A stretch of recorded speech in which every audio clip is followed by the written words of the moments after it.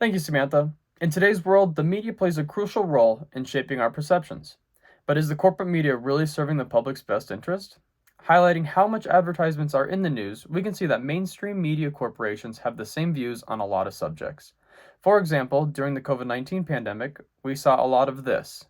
By Pfizer. CBS Health Watch sponsored by Pfizer. Anderson Cooper 360. Brought to you by Pfizer. ABC News Nightline. Brought to you by Pfizer. Making a difference. Brought to you by Pfizer. CNN Tonight. Brought to you by Pfizer. Early Start.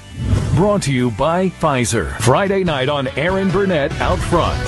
Brought to you by Pfizer. This Week with George Stephanopoulos is brought to you by Pfizer. This weather report brought to you by Pfizer. Today's countdown to the royal wedding is brought to you by Pfizer. Corporate media often reflects these biases of its owners and advertisers, influencing the news agenda and shaping public opinion. Only allowing the viewers to see one side of an argument can be detrimental to open thought and conversation. With that, it also rationalizes sensationalism, and as we know, sensationalism sells. But it can distort reality, focusing on drama in the news rather than delivering unbiased news, which is what we look for. This is where we see the big breaking news banner on broadcasts, or during a shooting or a development in a political event or health crisis. This is where the media tries to create one big action, such as, "This just in, breaking news is breaking out everywhere. Faith Salie has the very, very latest." If you're just joining us, I'm covering some breaking news. You know news is breaking because I'm telling you so, and I might touch my earpiece like this. And it's also important that you read breaking news right there in the corner of the screen. And if you turn the channel to any other cable news outlet, you're going to see the same thing. So don't look away from our breaking news to their breaking news. Breaking news, though, right now on the... Good evening. We have breaking news. According to CNN and MSNBC and Fox, everything is important right now. We are getting breaking news now. Which means nothing is important. It's like the boy who cried wolf, Blitzer. And we're following breaking news. I'm Wolf Blitzer. Breaking news is not a new angle on an ongoing story. It's not that the president tweeted. And sadly, it's not that 45 million Americans are under the threat of extreme weather.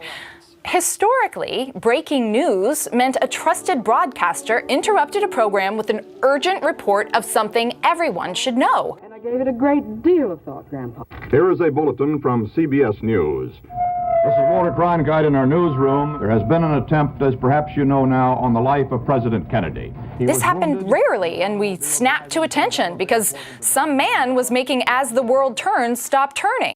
From that, this is where we tend to get one side of the story instead of a broad overview of facts. Also, having a 24-hour news cycle, which is what we're used to, that's made some of the problem. Needing something to talk about all of the time is where we start to get a dialogue that typically isn't needed when just reporting facts.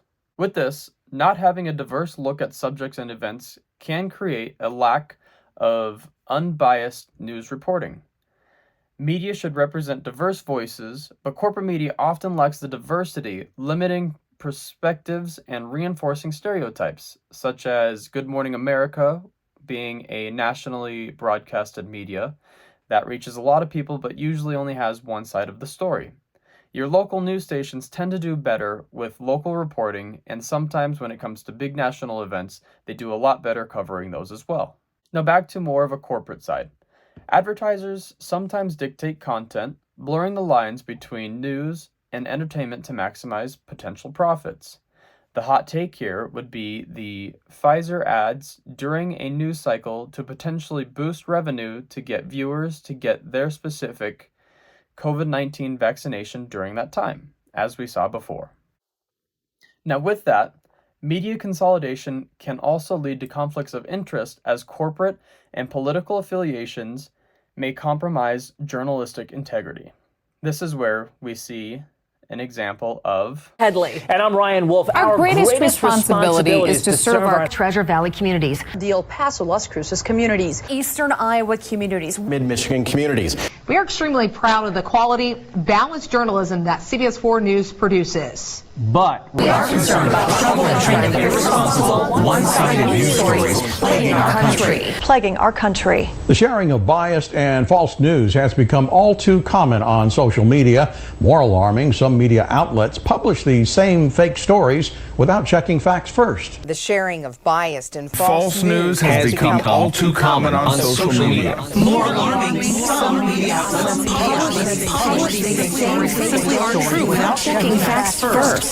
Unfortunately, some members of the media use their platforms to push their own personal bias and agenda to control exactly what people think. And this is extremely dangerous to our democracy. This is extremely dangerous to our democracy. This is extremely dangerous to our democracy. This is extremely dangerous to our democracy. This is extremely dangerous to our democracy. This is extremely dangerous to our democracy. This is extremely dangerous to our democracy. This is extremely dangerous to our democracy. Within that video, we noticed that a lot of different news corporations from different sources say the same exact thing with the same script. That is where we get a conglomerate association. And with these conglomerates dropping from 50 to 6 in recent years, that dictates a lot of what we see in the news, as the previous video showed. For a closing call, I believe media literacy and diverse sources need to start becoming mainstream media is something that's a lot tight-knit. Being able to choose your sources and back it up with more claims than what you just see and hear on the media is something that most need to start doing.